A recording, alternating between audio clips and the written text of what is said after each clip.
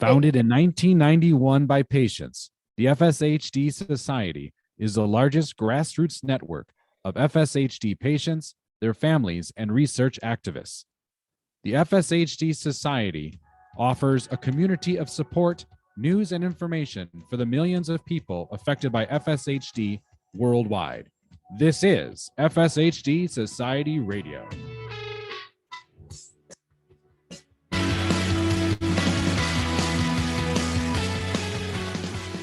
Welcome all to the FSHD Society Radio Show. Thanks for being here. We are still broadcasting. This is hour 4 of 4 on the Giving Tuesday Radiothon. So thank you for being here and plugging back in. Maybe you're done commuting back home and dinner's done. You're settling in. I hope that's the case. And you're ready for our guests within this hour.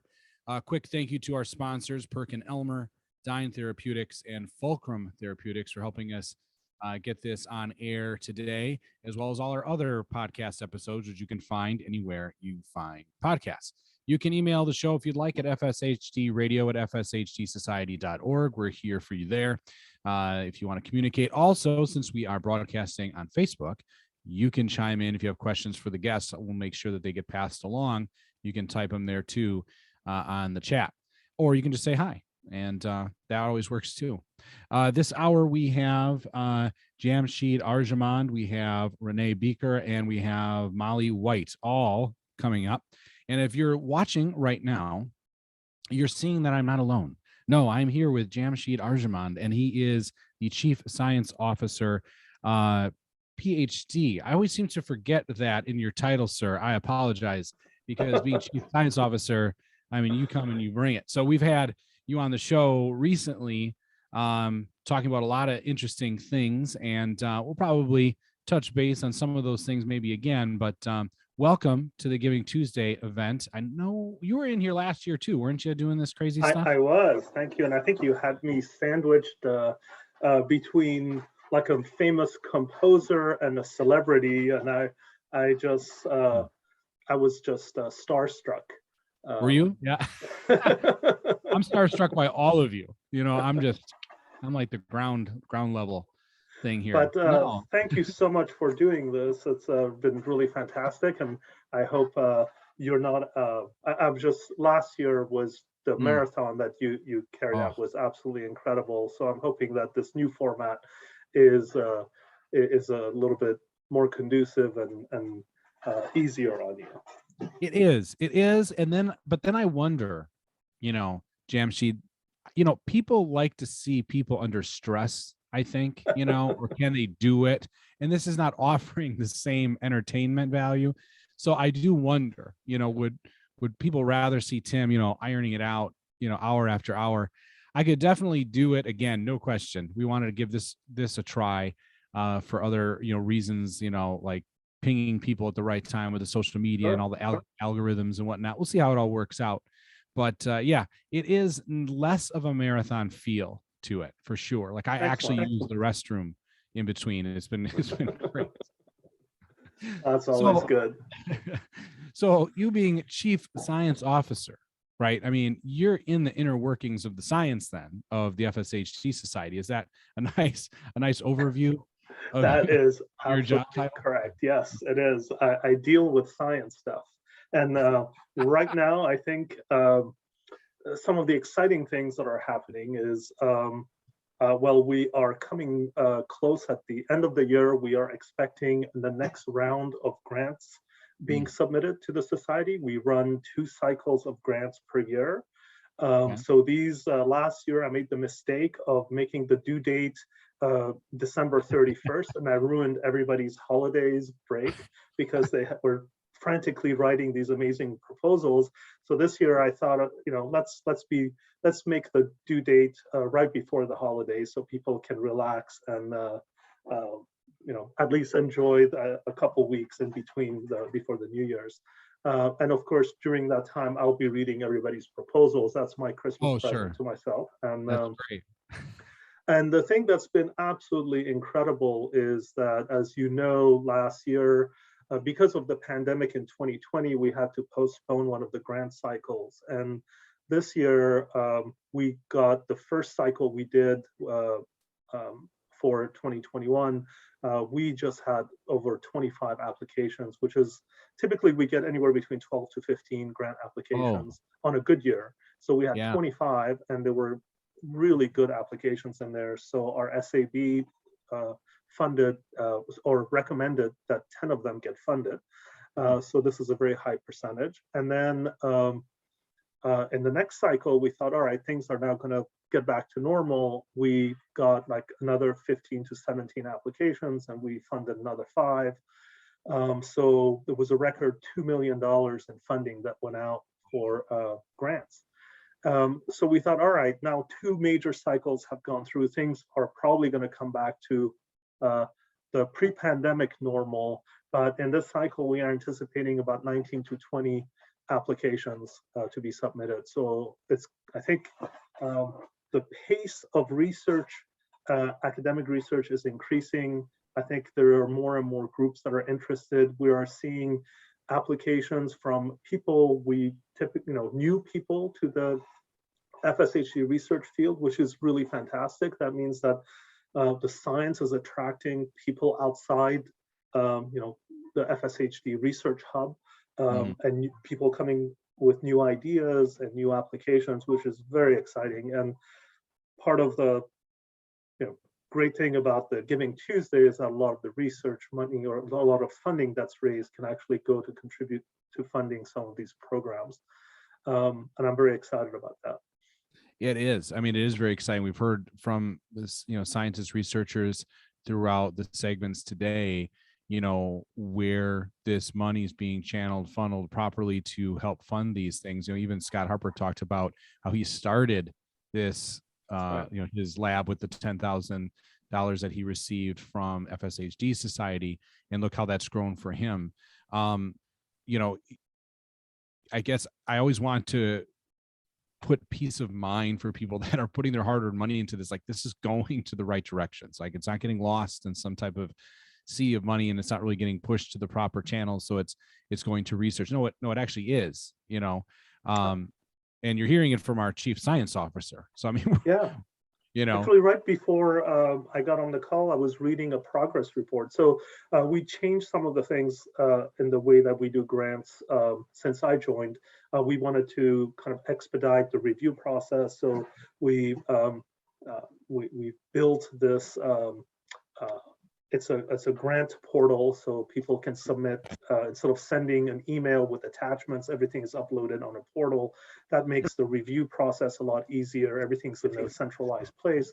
But we always ask for progress reports, and the progress reports every 6 months we expect the progress reports, and then that's associated with another amount of funding that goes out. So let's say if people are getting $50,000 for the year to do a particular project, they get some money up front, and then after the 6 months and the 12 months report, they get an amount of money also. And that kind of keeps people honest to make sure that they are completing the work that they said they were going to do. We also get to see a lot of the research progress that they've made before it hits publication. And that can gauge what we decide to do next, because quite often it takes maybe 6 months to a year for research findings to actually get published in a journal. And that's valuable time that's lost. So when people send us the progress report, I can actually, if I have a question, I can call or email the researcher and suggest to them, like, hey, I saw another paper that came out that's related to this. Have you thought about X, Y, or Z of how it may influence your research? And so those are very productive. I hope they're productive for the researchers. They're definitely entertaining for me, and I learn a lot. I'm always impressed by the type of research proposals we get and how broad the scope of research is. For instance, in this, just a couple of years ago, I think there's been an interest in the role the immune system may be playing in the pathology of FSHD. And we had Dr. Stephen Tapscott as a keynote speaker at the IRC International Research Congress meeting in June, who gave a plenary talk on this topic. And ever since, we've seen an increasing number of proposals that from researchers kind of exploring this area, looking at the role of the immune system and muscle pathology and how if there's an interplay or not. There's a lot we still don't know, but those are all great areas of research that's just flourishing. How hard is it to not, I mean, to pick and choose what grants you accept? Oh, it's very tough. So I do this thing where I go through all of the proposals and I rank the projects that excite me. And Dan Perez, who also was our founder, does the same thing, and we talk, and we have very different views of what we think is going to be impactful. And then the SAB comes, and this is a scientific advisory board, all very prominent researchers, and they read the grants and then they debate it. And quite often they pick a completely different group of proposals, and they rank order them. But I don't have expertise in all domains. So for instance, I can't not really assess a clinical proposal as well as a clinician would. So we try to make sure that the reviewers are aligned with the type of research that's being proposed so they can really give their expert opinion. And quite often somebody will come and say, well, their methodology isn't quite up to par on this one. These methods are better, so it gets ranked a little bit lower. So quite often what I've picked, what Dan has picked, is completely different from the recommendations from the scientific advisory board. And there's a lot of process. I think we go through a lot of discussion during that time to make sure that we're picking the best, and there quite a few of them are really good, and it all ends up being with a pay scale. How much funding do we have to be able to go down that pay line? So everything is rank ordered, and then we pay as much as we can. Wow. So the proposal, I was actually just reading a report right before joining on. It's great. It was basically the researchers are just asked for a supplement to a grant that they already had because they had found some interesting. They had made an interesting discovery about the role of reactive oxygen species and how that may contribute to muscle pathology, and they wanted to run additional experiments that wasn't in their original grant budget that was funded through a different institution. So they came to us with a very specific scope of work that they wanted to do, and they're supplementing that. So very exciting work. I'm trying to remember my biochemistry from my college days, and it's a little challenging, but very well written. So they have a paper coming out. I saw a preprint of it, so I got to see raw data. It was really good. So very exciting stuff happening. Yeah. How do you contain yourself? I mean, you must read stuff. This is like how I visualize it, right? You're probably like in a room somewhere just going through this stuff, and like, do you ever like find yourself reading it and like you almost want to lift your head up from the page and look around and go, oh my gosh, and there's like nobody there? I mean, you're probably, is that ever happened? You're that excited, like you just almost run out of the room and go, this is amazing, you should really read this. Oh yeah, I have June and Mark and Dan on speed dial. Nice. So and my wife, who is not a scientist, also gets to hear quite a bit about that. Yeah, she's of course. Yeah. I love that because you're kind of on the inside track. I mean, you're kind of knowing what research is going on, and with those grants, that's a lot of information that's out there. Is there any that you're able to tease or tell us? Actually, there was a recent paper, actually a New York Times article came out, which you may have seen, about called MyoAAV. Myo being for myoblast or myotube muscle cells. AAV is the viral vector that can deliver gene therapy, and I'm the lead scientist. His name is Sharif Tabibor-Bar.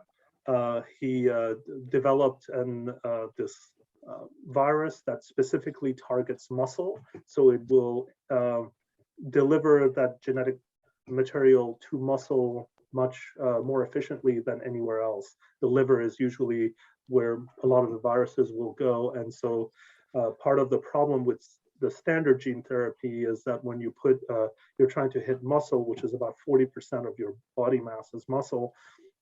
If you're trying to target the muscle, you have to put a lot of virus in there, and majority of it is going to end up in the liver, and that's where there's a lot of off-target effects and toxicity happens. So, by developing something that targets muscle preferentially, they can avoid any of the adverse effects. And so it's very exciting and promising. And of course, the New York Times article profiled the scientists, and they have FSHD in the family. So there's obviously that.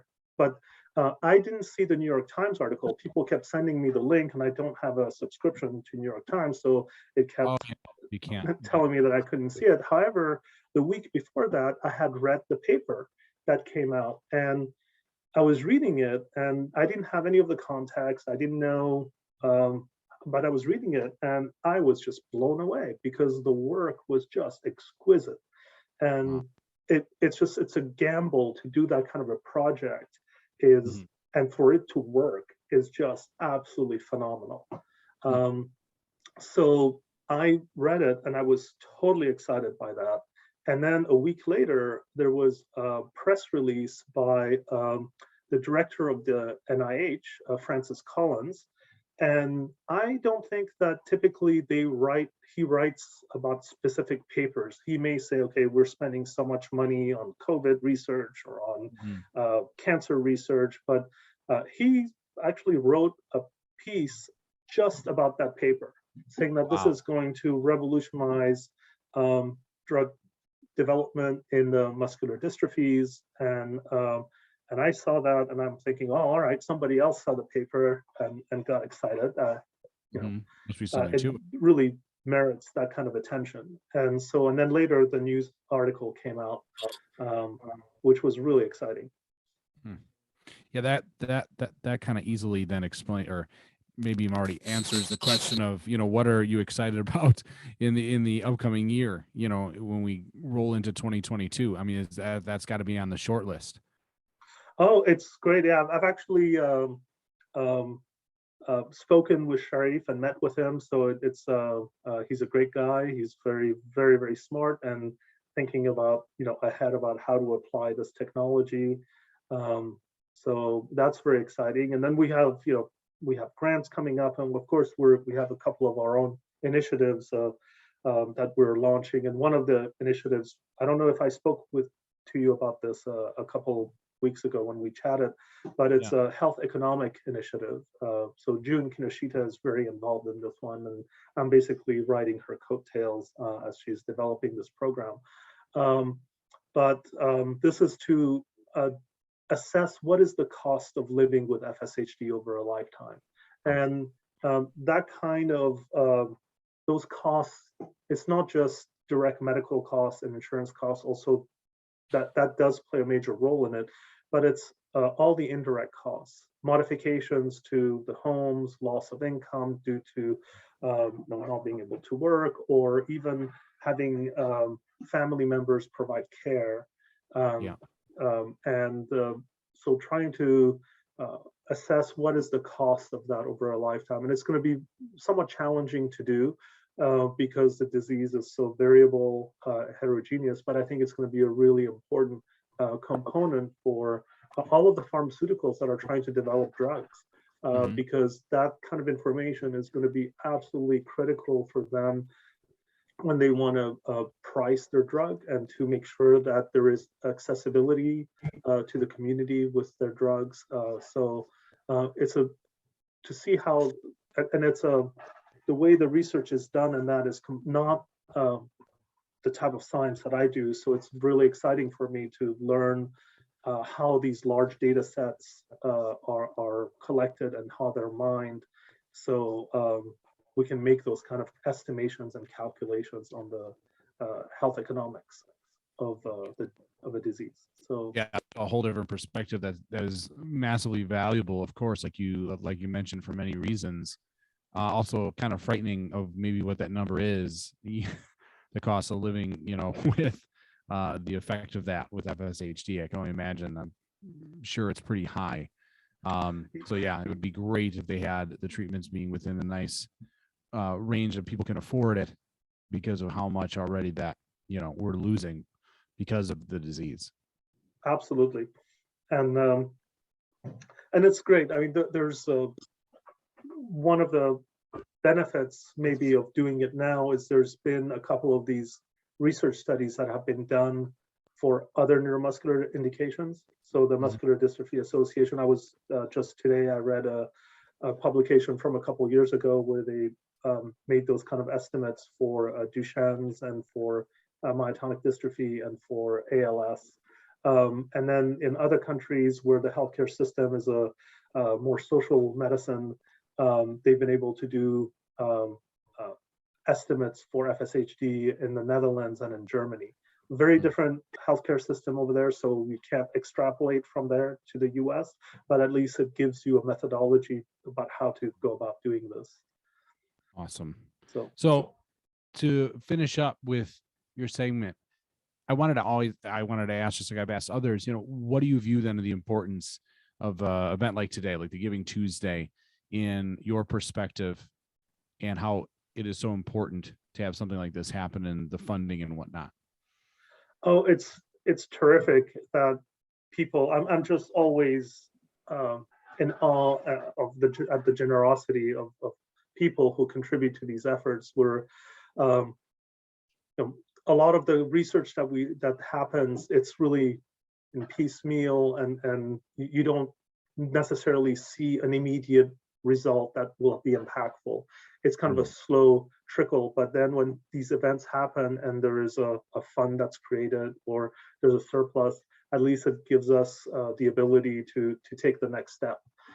So it's really important, and I wish I could tell everybody everything that's happening all the time, but then I wouldn't get any work done. But it is just very exciting, and from my perspective of seeing the researchers and the clinicians that are everything that they're doing and how vested they are, it's really amazing to see the community kind of support them indirectly through their donations. I wish there was more government funding, to go around, but the philanthropic model, I think, is absolutely incredible, and the generosity of the donors is just unmatched anywhere. So it's very important. Well, thank you, Jamshid, for joining us again. This has been Jamshid Arjomand, PhD. He's the Chief Science Officer for FSHD Society. Thanks for spending some time with us again. Thank you so much. You're becoming quite the regular guest. Thank you. I appreciate it. Thank you so much for having me. Absolutely. Have a great night. Thank you again. Thank you. So that is Jamshid Arjomand, PhD. He is the Chief Science Officer, like I mentioned, of the FSHD Society. Always giving us valuable information. Once again, we have another guest giving us a different perspective on what Scott Harper was talking about, and of course, our other guest, Sharif, that came out talking about his science. That's what Jamshid was talking about, and there's something to it. That's been throughout the hours that we've been having these conversations about that particular science, that delivery system. That's going to be exciting. So I guess I have to get a New York Times subscription and then read the article. So I'm very interested.